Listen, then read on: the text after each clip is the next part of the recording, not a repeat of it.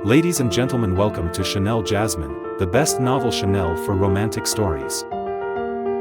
Hai guys, selamat datang di channel Jasmine, channel terbaik untuk menyimak novel-novel romantis. Mohon dukung channel ini dengan subscribe, like dan share video-video yang ada di channel ini. Terima kasih. Kaisar Agung Seni Bela Diri bab 638. Sejak zaman dahulu, telah ada konsep mengenai jiwa dan raga. Jiwa mengacu pada roh, sementara raga merujuk pada tubuh fisik. Lautan kesadaran adalah tempat kediaman jiwa, tempat bagi kesadaran ilahi. Keadaan ini adalah kekacauan yang tidak terpisahkan, di mana jiwa membutuhkan raga sebagai wadah, dan raga membutuhkan jiwa sebagai pemimpin. Namun, dibandingkan dengan jiwa, pemurnian tubuh fisik relatif lebih langsung. Dalam menghadapi serangan dari luar, tubuh fisik adalah yang pertama kali menerima serangan dan cedera, sehingga dapat melindungi jiwa dengan lebih baik. Namun, jika menghadapi ahli yang mahir dalam serangan spiritual, betapapun kuatnya tubuh fisik, tidak akan berguna karena serangan tersebut langsung mengenai lautan kesadaran. Begitu pertahanan lautan kesadaran ditembus, esensi jiwa yang rapuh akan mudah diserang, terluka, dan sulit diperbaiki. Jika lautan kesadaran bisa diwujudkan menjadi sebuah istana surgawi, maka itu setara dengan memiliki artefak yang melindungi dari serangan spiritual. Seiring dengan peningkatan kekuatan seorang ahli bela diri, istana lautan kesadaran ini akan semakin kokoh, melindungi jiwa dari serangan spiritual dengan efektif. Namun, tidak semua ahli bela diri yang mencapai tingkat dewa bisa mengubah lautan kesadarannya menjadi istana surgawi. Untuk mencapai ini, beberapa syarat harus dipenuhi. Syarat pertama adalah memiliki teknik kultivasi yang cukup kuat, lalu memiliki bakat yang sangat tinggi, serta bantuan dari metode rahasia tertentu. Di bawah Gunung Awan Putih, semua orang menahan napas. Mereka bisa merasakan bahwa ahli misterius yang baru saja membunuh 3 raja dewa itu memiliki aura yang terus meningkat, seolah-olah telah mencapai titik kritis dan berusaha menembus batasan tingkatan.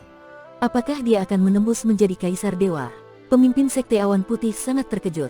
Dengan mudah membunuh raja dewa tingkat akhir, dia berpikir bahwa ahli misterius ini mungkin berada di puncak tingkat raja dewa tingkat 9, atau mungkin setengah langkah menuju kaisar dewa. Jika ahli pada tingkat ini menembus lagi, bukankah dia akan menjadi kaisar dewa? Belum cukup, di langit, Luo Xiu tiba-tiba membuka matanya.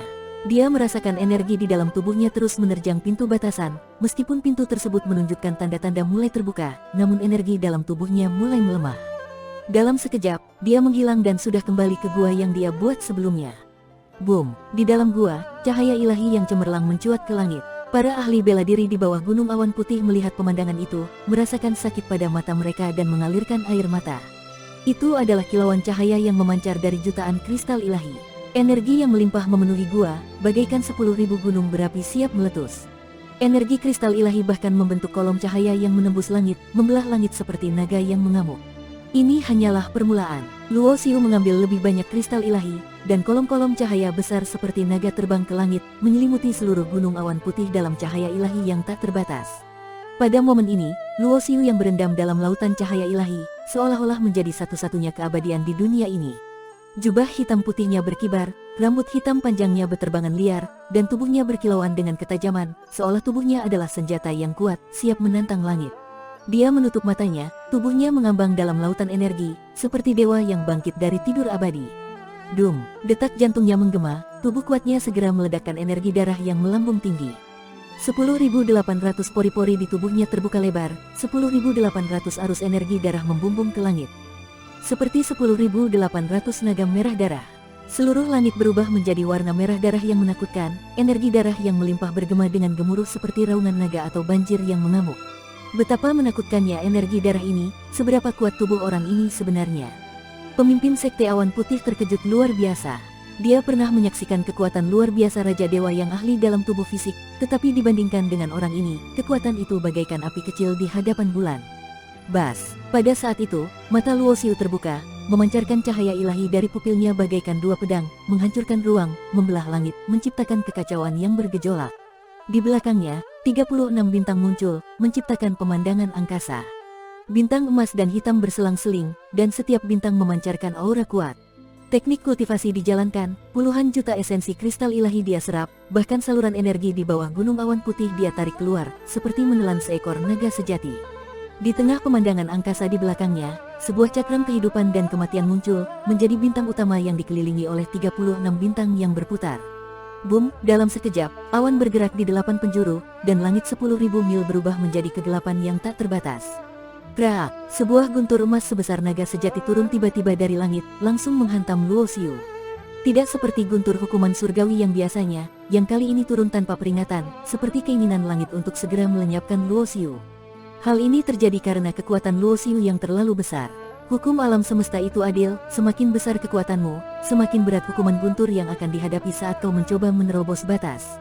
Namun, jika kau berhasil melewatinya, kekuatanmu akan semakin kuat. Kuat semakin kuat, lemah semakin lemah, inilah hukum dalam dunia bela diri.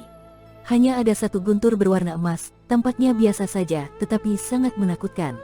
Kekuatan mengerikan yang terkandung dalam guntur itu cukup untuk dengan mudah menghancurkan seorang Raja Dewa tahap akhir. Mundur, wajah pemimpin Sekte Awan Putih berubah ketakutan, ia tidak menyangka hukuman guntur surgawi akan datang secepat ini.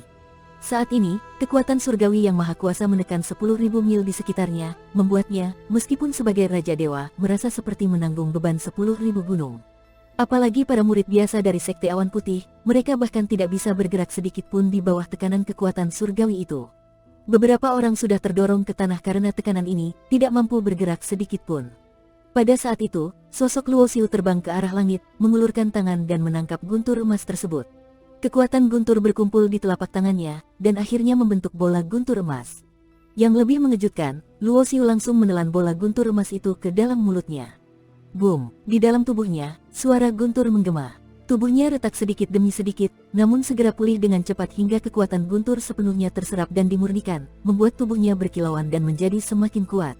Boom! Seolah-olah kehendak langit murka, kali ini bukan lagi satu guntur yang turun, melainkan lautan guntur emas. Langit yang gelap berubah menjadi emas, dan lautan guntur emas meliputi 10.000 mil langit. Saat itu, semua ahli bela diri dari Sekte Awan Putih merasa putus asa. Mereka tidak tahu apakah ahli misterius ini bisa berhasil melewati hukuman guntur, tetapi jika lautan guntur emas ini turun, mereka pasti akan mati. Dalam waktu yang singkat, bahkan pemimpin Sekte Awan Putih tidak sempat melarikan diri. Saat mereka bersiap untuk menutup mata dan menunggu kematian, mereka melihat sosok tinggi dan megah itu terbang ke langit, bukannya menunggu lautan guntur emas itu turun, dia justru menyongsongnya. Dia masuk ke dalam lautan guntur, sosoknya langsung tenggelam di dalamnya, dan lautan guntur emas itu terhenti di udara, tidak lagi turun. Pemimpin Sekte Awan Putih segera melambai dengan lengan bajunya, membawa para murid sekte dan dengan cepat terbang menjauh, meninggalkan daerah hukuman guntur sejauh 10.000 mil. Lautan guntur emas yang mengerikan ini penuh dengan aura kehancuran, menghancurkan segalanya. Langit 10.000 mil yang dipenuhi warna emas menciptakan pemandangan yang menakjubkan. Hup, setelah terbang ribuan mil, pemimpin Sekte Awan Putih tiba-tiba memuntahkan darah. Suara guntur yang mengerikan tadi saja cukup untuk membuatnya terluka parah, hampir menghancurkan lautan kesadarannya. Dia terkejut dan merasakan kekaguman yang mendalam terhadap ahli misterius itu. Hukuman guntur yang begitu mengerikan, mungkinkah ada manusia yang bisa melewatinya? Di langit tinggi, guntur emas berseliweran, ruang hampa sepenuhnya hancur, kacau balau, dan guntur ilahi yang menyilaukan memenuhi setiap inci ruang. Luo Xiu berada di tengah lautan guntur emas. Tubuhnya robek, otot-ototnya hancur, darah mengalir.